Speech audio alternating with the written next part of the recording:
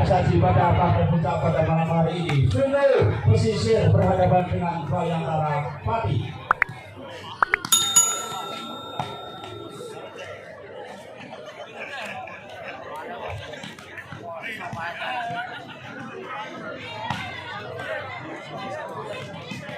Dan mau terakhir untuk para penonton yang mungkin berada di depan untuk kesadarannya untuk duduk, yang rekan-rekan yang berada di belakang bisa ikut menyaksikan jalannya pertandingan.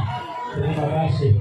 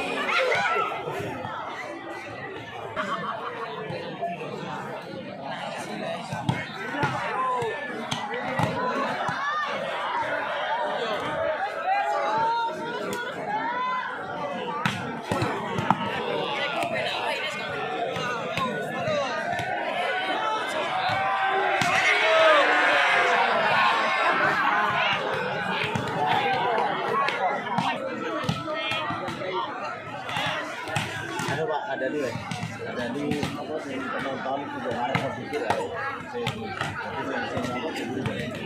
lagi memperhatikan info dari panitia untuk kesadaran para penonton yang mungkin berada di depan atau merasa di depan, biar rekan-rekannya yang berada di belakang bisa ikut menyaksikan jalannya pertandingan dengan kesadarannya untuk duduk.